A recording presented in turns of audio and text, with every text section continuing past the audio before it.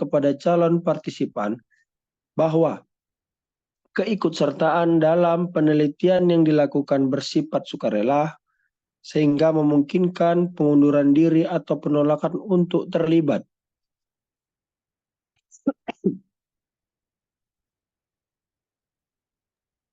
Baik, selanjutnya akan dibacakan oleh Saudari Alvida.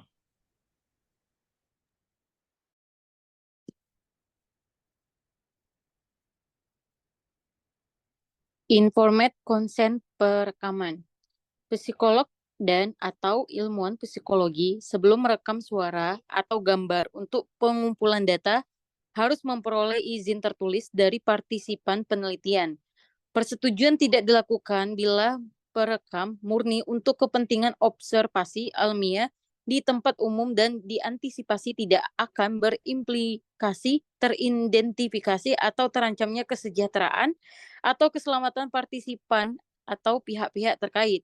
Bila suatu penelitian dibutuhkan perekam tersembunyi, psikologi dan atau ilmuwan psikologi melakukan perekaman dengan tetap meminimalkan risiko yang diantisipasi dapat terjadi pada partisipan dan menjelaskan mengenai kepentingan perekam dilakukan dalam debriefing. Pengabaian informed consent. Psikolog atau ilmuwan psikologi tidak harus meminta persetujuan partisipan penelitian. Hanya jika penelitian melibatkan individu secara anonim atau dengan kata lain tidak melibatkan individu secara pribadi dan diasumsikan tidak ada risiko gangguan pada kesejahteraan atau keselamatan, serta bahaya-bahaya yang mungkin timbul pada partisipan atau pihak-pihak terkait. Next.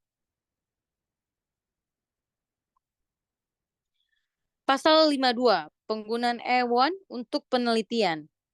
Psikolog atau ilmuwan psikologi harus memperhatikan peraturan negara dan standar profesional dalam penggunaan hewan untuk penelitian. Seperti penelitian harus terlatih, memperlakukan hewan dengan baik, mengikuti prosedur, bertanggung jawab dalam memastikan kenyamanan, kesehatan, dan perlakuan yang berperi kemanusiaan. Melakukan prosedur yang menyebabkan rasa sakit dan penderitaan terhadap hewan hanya jika prosedur alternatif tidak memungkinkan dan tujuannya dibenarkan. Melakukan pembiusan dan pembedahan sesuai teknik yang benar, serta melakukan dengan segera dan meminimalkan rasa sakit ketika akan mengakhiri nyawanya. Next. Kesimpulan etika dalam pendidikan dan etika dalam publikasi psikologi sangat penting dalam menjaga profesionalisme dan integritas para psikolog. Berikut adalah beberapa kesimpulan yang dapat diambil. Next. A. Etika dalam pendidikan psikologi. 1. Pengembangan kesadaran etis.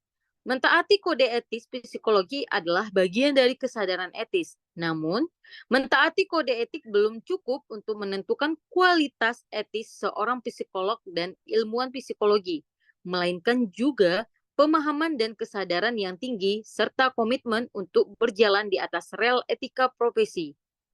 2. Pemahaman etika. Dengan pemahaman yang memadai tentang etika, psikolog dan ilmuwan psikologi memiliki modal sosial dan penanganan dalam menghadapi berbagai masalah dalam pekerjaannya. Mereka mampu mengatasi berbagai godaan etis seperti suap, korupsi, penyelewengan data, serta berbagai ancaman kepentingan pribadi. Next. Selanjutnya oleh dibacakan oleh Ibu Nars.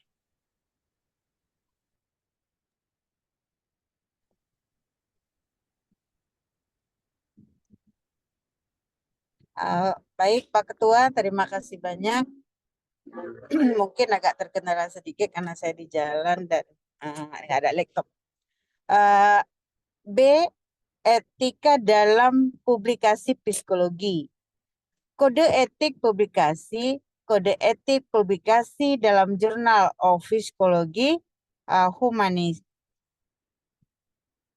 memuat pernyataan kode etik yang diterapkan oleh program studi Psikologi Kristen, Fakultas Seni dan Ilmu Sosial Keagamaan Institut Agama Kristen Negeri IAKN Manado. Kode etik ini meliputi kenetralan, keadilan, dan kejujuran dalam pengelolaan publikasi, serta standar pelaporan yang akurat dan jujur.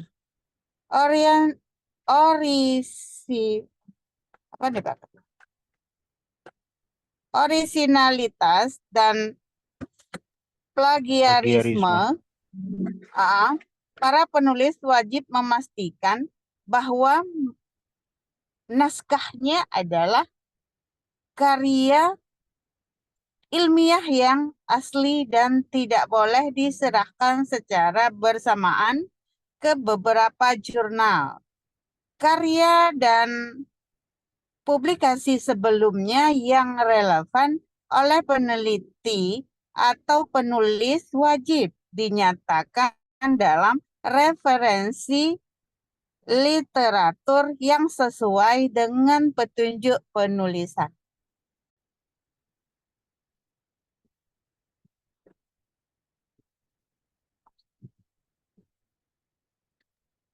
Izin Pak Ketua, nih lanjut dibaca ya?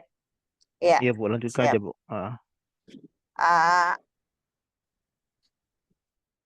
Pengakuan sumber, para penulis wajib mengakui dan mengutip semua sumber data yang akan digunakan,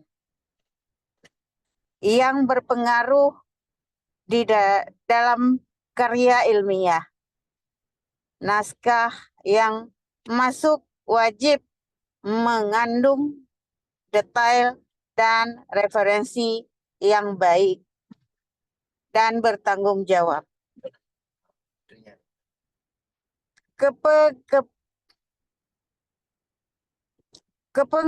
Kepengarangan naskah harus bertanggung jawab menerbitkan naskah yang setelah melalui proses editing,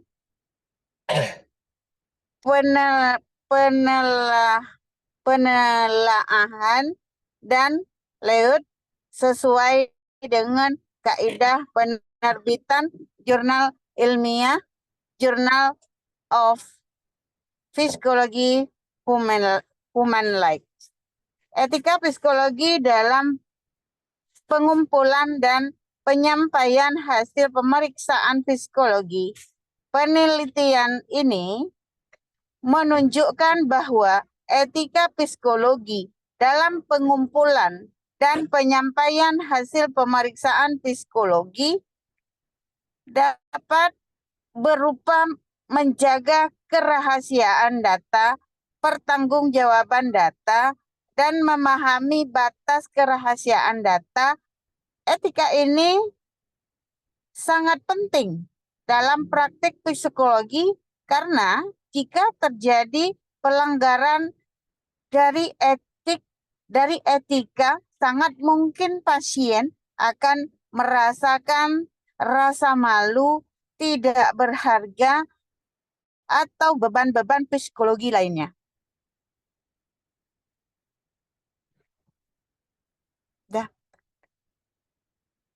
Ya, terima kasih. Sekian presentasi dari saya kembalikan kepada Pak Ketua. Oke, pada penonton-penonton yang ada di YouTube channel, saya memberikan kesimpulan bahwa kesimpulan dalam kode etik psikologi di dunia pendidikan yang pertama adalah profesionalisme. Yaitu pendidik harus menunjukkan profesionalisme dalam semua interaksi dengan mahasiswa, kolega, dan institusi. Mereka harus menjaga batasan profesional dan memastikan tindakan mereka tidak merugikan mahasiswa atau pihak lain. Yang kedua adalah integritas, yaitu penting bagi pendidik untuk bertindak dengan integritas, jujur dan transparan dalam pengajaran, evaluasi, dan interaksi akademis. Yang ketiga adalah keadilan, yaitu pendidik harus bersikap adil dan tidak diskriminatif terhadap semua mahasiswa. Semua mahasiswa harus diperlakukan dengan cara yang sama tanpa memandang latar belakang, etnis, gender, ataupun kepercayaan mereka. Yaitu kerahasiaan. Pertama itu adalah informasi pribadi dan akademis mahasiswa harus dijaga kerahasiaannya dan hanya digunakan untuk tujuan akademis yang sah.